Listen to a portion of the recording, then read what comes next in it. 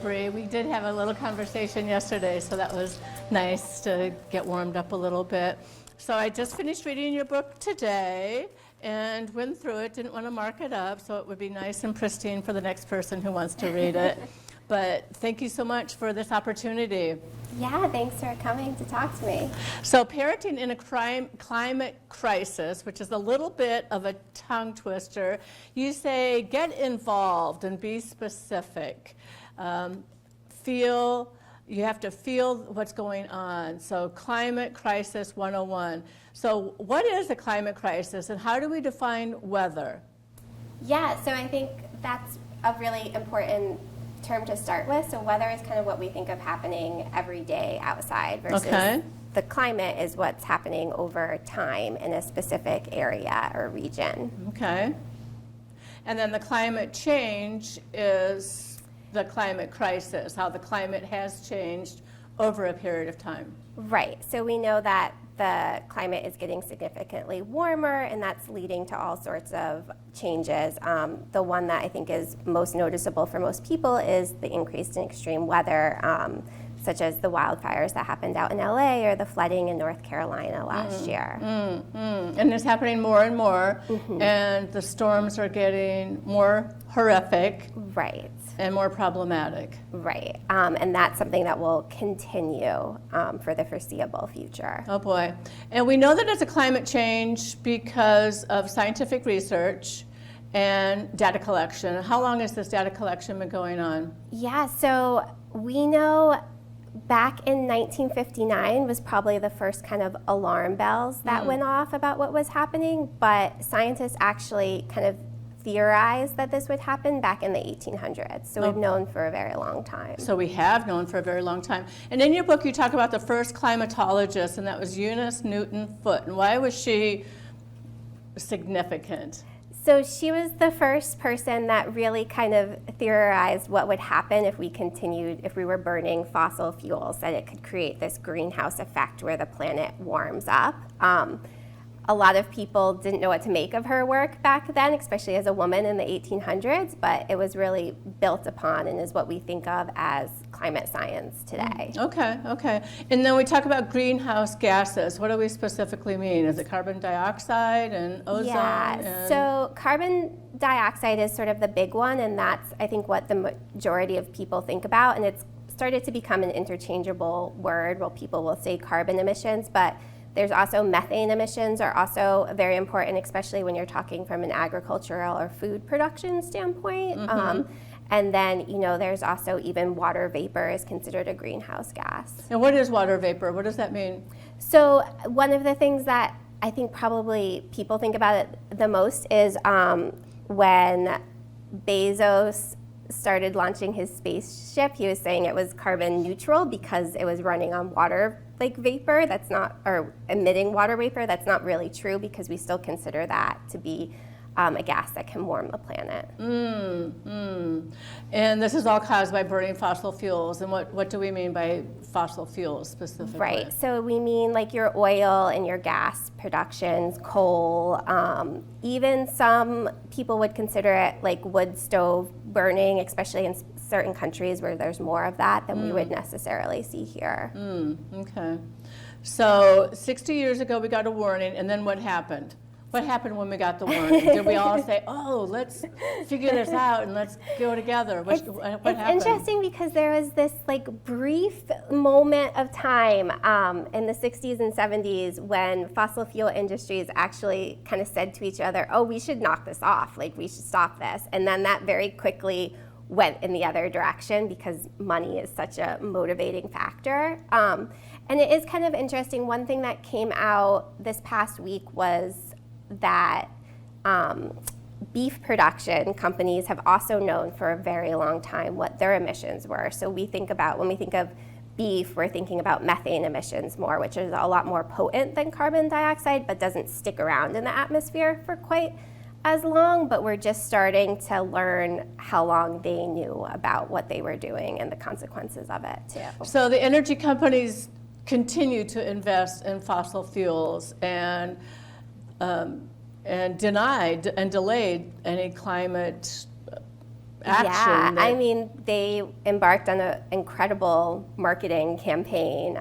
When we think about carbon footprint and personal carbon footprint, that was really a tool of the fossil fuel companies to put the blame on individuals instead of themselves. Yeah, I thought that was really interesting in your book when you wrote about that, talking like the problem, according to the energy companies, the problem's us, not them. And we all have our foot in the water, right, or in the story, but they're really the big. Right, and you see it like continuing today when you think of like, say, recycling, right? Like the problem isn't that like you're not recycling your plastic water bottle. The problem is that those companies keep putting out plastic water bottles when they could put them in a different type of container. Interesting, yeah. So I like it in your book how you broke it up according to ages, because we don't want to scare the little ones, but we want them to hug the trees and appreciate and love the earth. So you said share what's developmentally appropriate. So if you're under 4, if you have a 4-year-old or younger, what do you say for them? Yeah, so the younger your kid is, the more you're kind of like setting the foundation. And so that's a lot more thinking about like, oh, you pick up when you're outside and you're having a picnic, just like you would pick up your toys in the house. And that's like starting to kind of teach this environmental responsibility. And then as you can get older, it progresses a lot. I think when kids start to get into elementary school, a lot of parents like to use the example of like a blanket to understand climate change, because that's something that you can even do at home, right? Like you wrap your kid in a blanket and they get warmer. You add more blankets on top and they get warmer and warmer, and then you take it off. So like that is a very great way to start teaching like younger kids about what we mean when we say climate change. Oh, I love that. And then what about the 14 to 17-year-old? What do we do for them? Yeah, so the older your kid is, the more aware they already are of what's happening. And so that is a lot of thinking about like how you can let them lead, like what are they passionate about, and what do they want to take on, while also kind of monitoring their media consumption to make sure that it's not too much. But I always continue the conversation, right? I always continue the conversation with the child and connect with other parents if possible. Right. So I think one of the things in my research that I didn't really like, but that experts kept coming back to, was that we need to talk about the climate crisis and what's happening more with our friends and our neighbors and just other parents at school.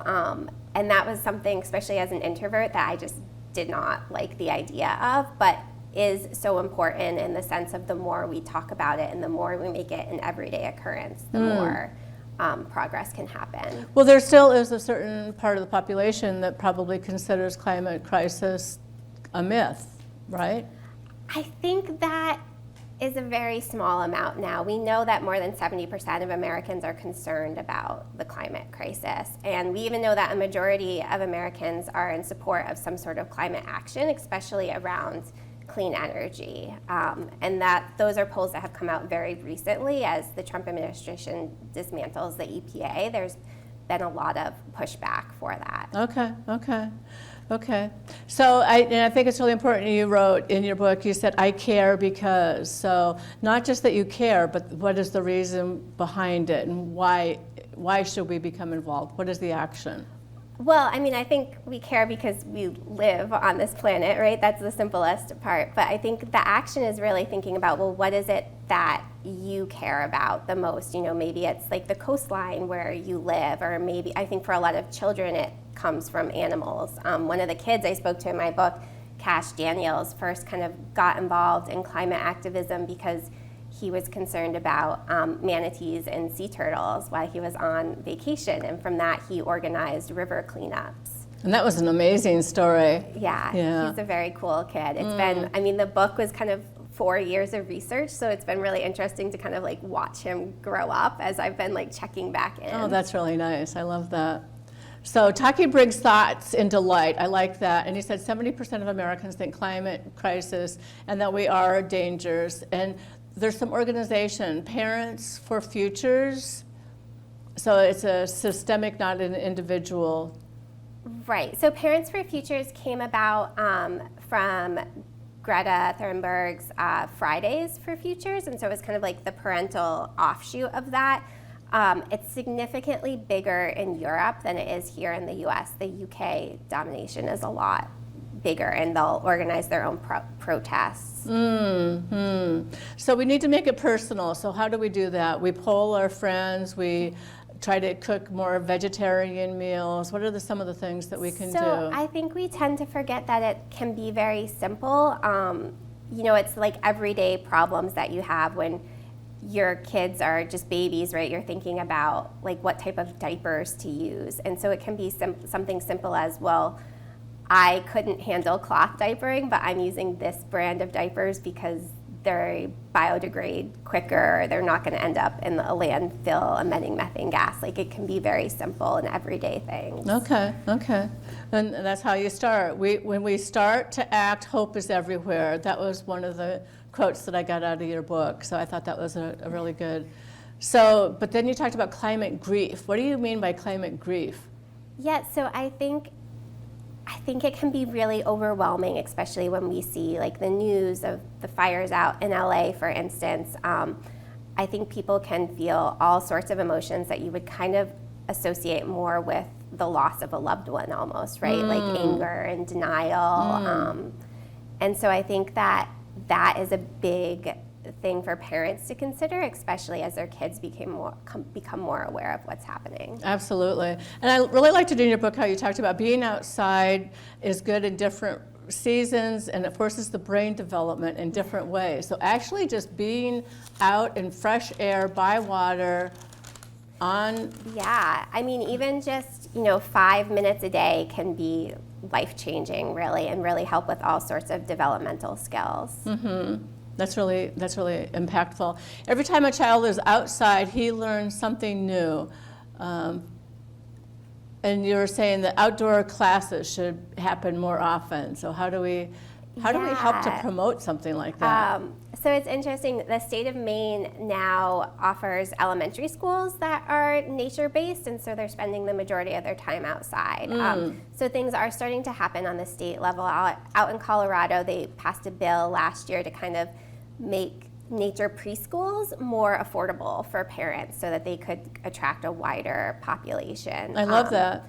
And then I know here in Groton, I'm not sure if they're still doing it, but a few years ago they had a hiking club where they would take the kids out of school one day in the afternoons and they would go for a longer hike. Well, you learn so much, and it's so good for the body and the whole process. And then there's a Living Schoolyards Act. What is that all about? So the Living Schoolyards Act has been introduced in Congress the past 2 years, maybe 3 years if it gets reintroduced. And the idea behind this is that it would give states money to kind of expand their outdoor classrooms in different ways. Sometimes it could be like a garden, sometimes it's real classrooms, sometimes it's rethinking the way playgrounds are designed to make them more nature-based, or even just as the temperature changes, a lot of our playgrounds are blacktop, right? So they heat up really quickly, or swings and slides are all designed of things that are also getting really hot really quickly. And so it might be planting trees in specific areas or swapping out building materials. Having more shade. I know in Australia they have a lot more shaded area for the kids to play because their sun is so intense. And then the trees can also be like their own playscape in a sense, kids can climb them. It's all sorts of risk building. Very good. And if we spend time with a tree, what happens? You've talked a lot about trees. Yeah, so there's a lot of information from Japan about all the benefits of spending time with trees. And it can actually reduce your heart rate, it reduces stress. There's some developing research that says it can even change the makeup of your brain. That's amazing. And there's people who are studying this, and they say this is actually true. Yeah, and so the country of Japan actually has been studying this since the 1980s, and so they have all sorts of forest bathing is what they call it, like activities and even parks where people can go to. That's really smart. I love that. So curiosity, and you said that people become deeper thinkers by being outside more. Well, I think that being outside more is one way to nurture curiosity because there's so many things that like you can see or experience, right? Even something as simple as, it's raining at the bus stop. You can drop a stick in the water if it's running down the side of the road and see what happens to it. Or you can jump in a puddle and see what happens, or you can measure a puddle. Right. Well, and it's just cause and effect. It's all those STEM things that we wanted, the Right. curiosity. Why did that happen? How did that happen? What did you observe? Paying attention to that, having a conversation about it. So It's more fun when you're... and you're having fun, yeah, or even just splashing, having a splash party with your boots on. So curiosity, why can't we ban fossil fuels? Why can't we make airplanes run on renewable energy? And why can't I reduce my household food waste? Those are some whys, right? So teaching, they say you really can't teach curiosity. So how do we Right. create it so they're like, why? Because I know that's a 3-year-old thing, right? Right. So, I mean, most little kids are asking why all the time. And then we actually see that drops off significantly as soon as kids enter some sort of standardized education program. Normally, even in kindergarten and first grade, it goes way down. So then they're saying, will it be on the test? Right.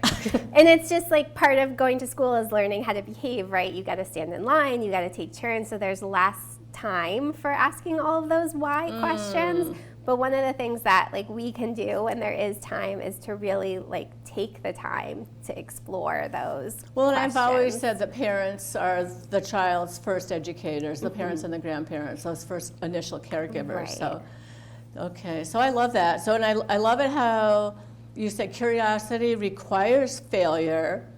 So you have to maybe get your boot in the puddle and then get water into your shoe, and then it's just like, oh, I didn't think that would happen, or you're stepping on a piece of ice, and Right. yeah. And sometimes it requires making a mess. Yeah. And you have to be okay with that. And it requires resilience. And then resilience requires curiosity. So if you're going to continue to persist in an activity, you have to be like, I wonder if I can figure this out, right? I wonder, Right. That's really interesting. Right. It's kind of like all that brain work. And then you talked about benign neglect. What do you mean by that? And why is that important?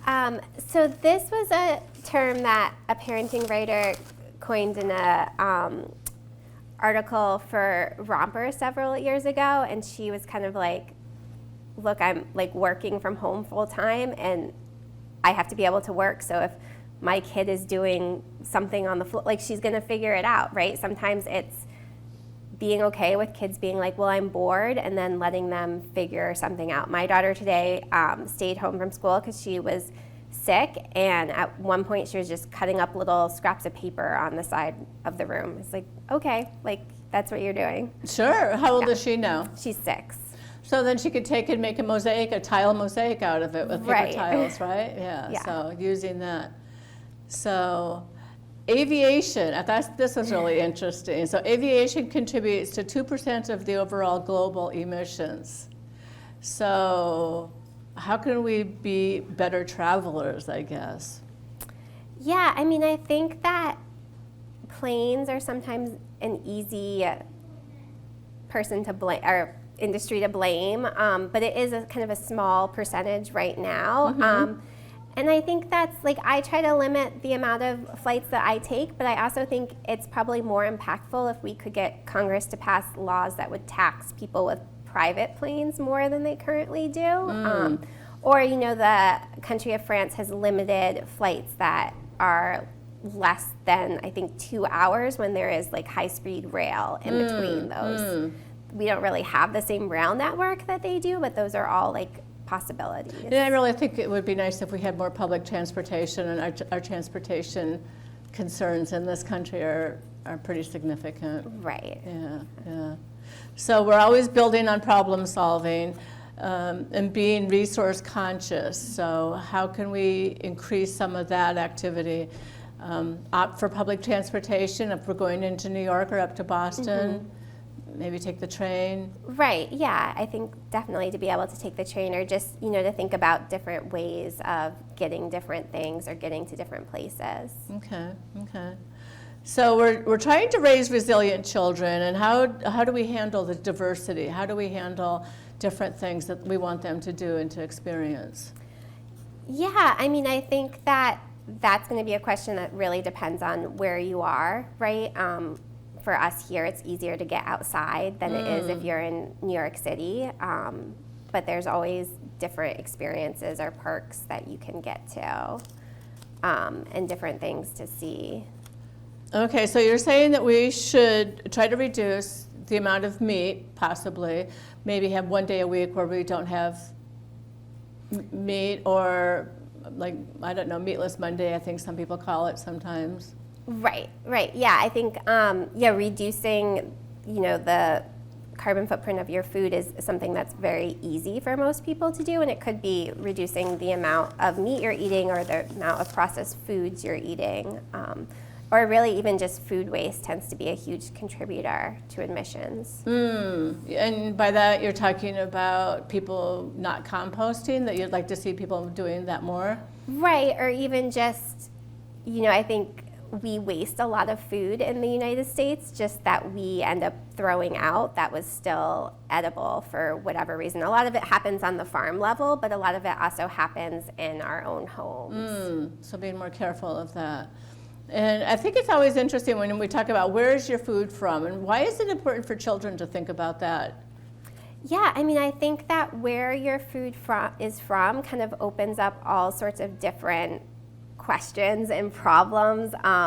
You can start to think about, well, who has access to different types of food, who's making the food, how is it being made? And so starting with, like, where is your food coming from is sort of a jumping off point. And then we have to read those labels.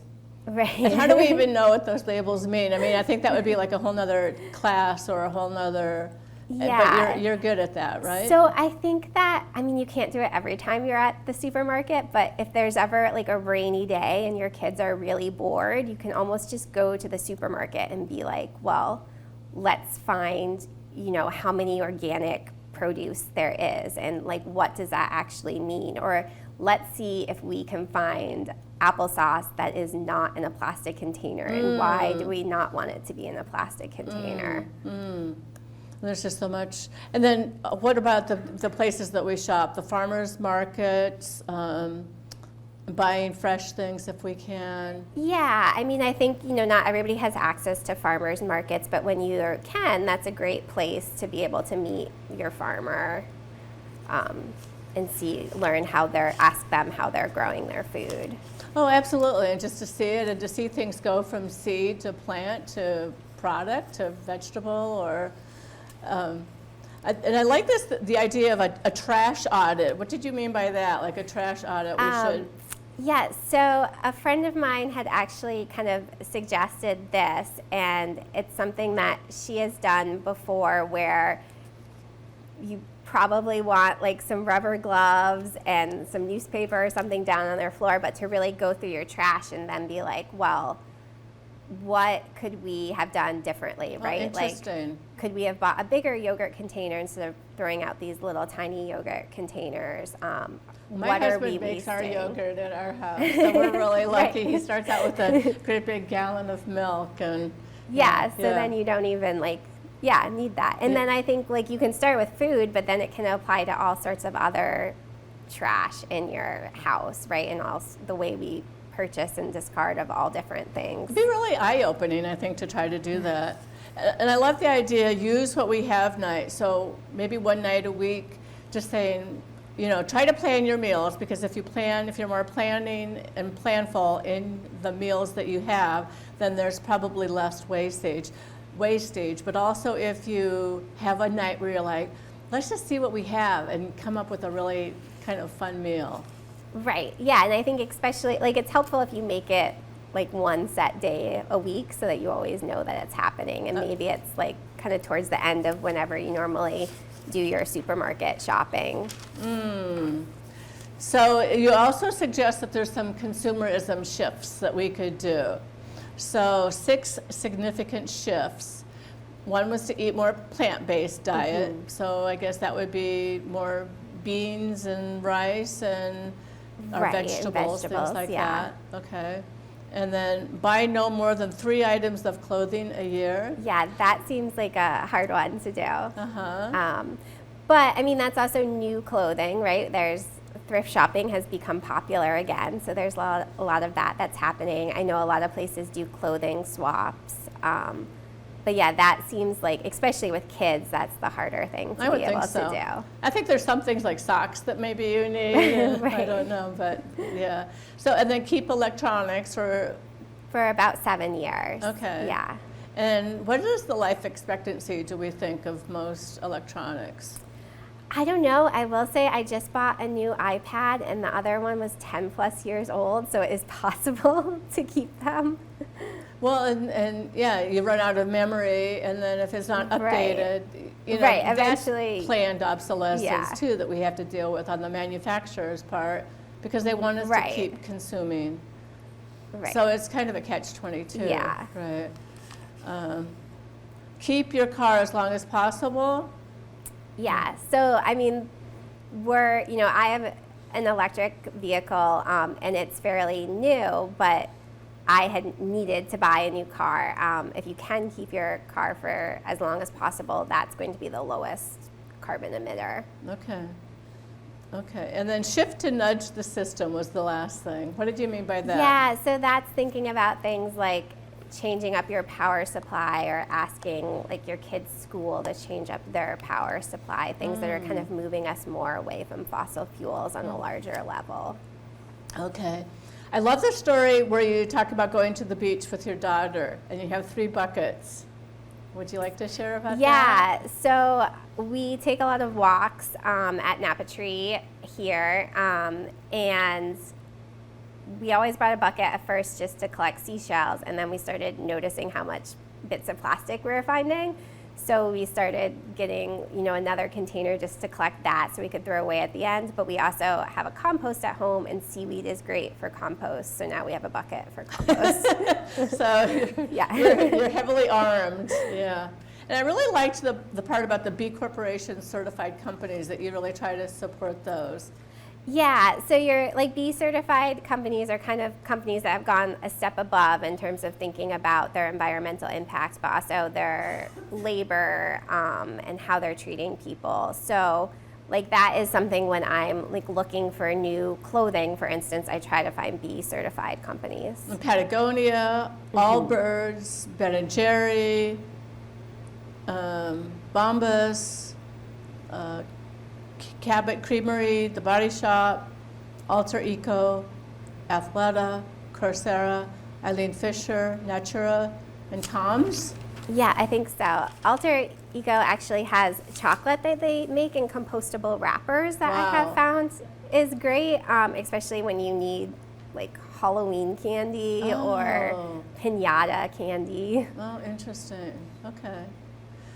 So we talked about, in your book, you talked about STEM and STEAM and using kind of like the Montessori method with instruction, just getting kids to be very curious and exploring and experiencing, and then having conversations about that, and then coming away from that and having some analysis, and then synthesizing it, and then coming up with some real good, deep understanding. And I thought this was really interesting when you talk about food at school lunches, and we try to keep it down to, you said $1.60 in your book, but I think that's a few years old, because I think... So that was a New York City thing, and actually now New York City does free lunches, so I'm not sure what they're trying to keep it down to, but that was a project at a high school in New York City. And I thought that was so interesting that the kids were supposed to try to get 5 different food groups, and then talk about people who had food insecurity, and then the inequity that comes with food, the resources. We've talked a lot about that. Right. So one of the things that I thought was interesting when I was doing my research into education was, as a lot more schools have focused on stem cells, they've often picked a discipline to focus the entire school around. So in Georgia, for instance, a lot of the schools were focusing on healthcare, and the classes were kind of be built around that. In New York City, the example that you're talking about, it was a school that was all about food sciences. So they had an indoor hydroponic garden. Nice. And so then they were doing all of these other things from meal planning on that kind of affected all of their classes. Well, and I think it's really interesting with the STEM teaching and this method of instruction, there's no one right answer. So you have to always Right. evaluate, like, this is more true or better than this, and it's all relative to something else. Mm-hmm. So, and I think that that's something that people need to feel comfortable with, right? Because I think sometimes people just want, is it yes or is it no? Right, when we get very set on there having to be one right answer. Exactly. So, but then STEM instruction also increases creativity and problem solving, and then teamwork too, because you have to work with other people Right. to find right, out. yeah. So you talked a little bit about schools and fossil fuels. Schools and fossil fuels. In page 145 of the book, I want to pull that out. You said, children alive today could see entire ecosystems collapse within their lifetimes. That's pretty startling. Right. I mean, I think a lot of climate scientists would tell you that probably the first thing to go will be the coral reef system, and that is going to take a lot of marine animals with that. Wow. Yeah. Yeah, that just kind of takes your breath away when you think about it. So if we start to get schools to think about these different experiences that the kids are going to have taken away from them, extracted from them, that's going to be pretty significant. So if we're looking at school boards and habitats for pollinators, more things on the playground, little greenhouses so the kids can see some of the process of the food and that they eat it, and then also gardens. What else do you think along that line? So a lot of schools have focused on renewable energy. So in Alaska, they've also actually done a lot with wind power and some hydropower, but a lot of wind power. And Alaska is not normally a state that you think of as leading in climate actions. It's a very red state, but energy is really expensive in Alaska. And so they've been able to come at it from this issue of, well, it is so expensive. How can we make it less expensive? And how can we also teach kids about energy and where it comes from and what they're paying for? So it's just so important, everything, every little aspect of it. I think we pretty much went through a lot of the book. I love your talk and call for activism and no child left inside rather than no child left behind, but no child left inside. So if we get out and see the world, experience it, enjoy it, take care of it, then we'll start to take care of it a little bit better, hopefully. Right. I think you have to fall in love with it first. Oh, I love that. That's really sweet. So is there some points that I didn't cover in the book that you think would like to? No, I don't think so. I think we can let anybody ask questions if Is they there have anybody any who would questions. like to? Oh, we do have a hand in the air, and we have a microphone. So would you like to share your name? I don't need a microphone, I can Oh, talk about it. oh, it'll be on the recording though, Oh, so all right. that's There's why. one here too. Oh, good. All right. Right here behind you. I have one right here in my hand. Oh, Oh, thank you. Hi, Bridget. Hi, Bridget. Once you left Groton, how did you get so involved with climate change? So I really started as kind of a food systems reporter for a nonprofit food publication that was based out in California. And so when you're thinking about food from the point of view of farmers and chefs and the ingredients that they love and how they might not be able to get them was kind of how I fell into thinking about environmental issues. Well, in California too, I just had an interview with Narcisse Green at Eastlime High School, and she's been working on the food composting program that we have that was just initiated this January, so just a couple months ago, and kind of the impact that that is having, and how in Northern California, where she's from, it was mandated by law that Right. everybody do it. So I think we're starting to see some. Right, Vermont does that as well, where you have to recycle your food scraps. Yeah. Or get to. Right. Any other questions? I just want to point out that the Groton, as far as I know, Groton tickets, get outside the Groton Public Schools and Avalonia Land Trust. They take the kids, they still are taking them out on hikes, and they go to the sheep Okay. farm, and they do a lot of the local hikes and get Yeah, I them wasn't sure if that was in still touch. happening, Yes, but I is knew it had still been. happening. It's Yeah. still happening, and this earlier you start, the better it is. So. Absolutely. Thank I you. think the more you experience, and I love the point in your book when you talk about the value of animals and how animals teach children so much, whether it's having a pet or going to a zoo. My granddaughter has some pretty significant allergies, so they don't have any pets, but every time they go to the book barn, she gets little carrots, I guess, and there's 3 goats, and she tries to make sure all 3 of the goats get an equal amount of carrots. the carrots, right? So I love your thing about, is there another question?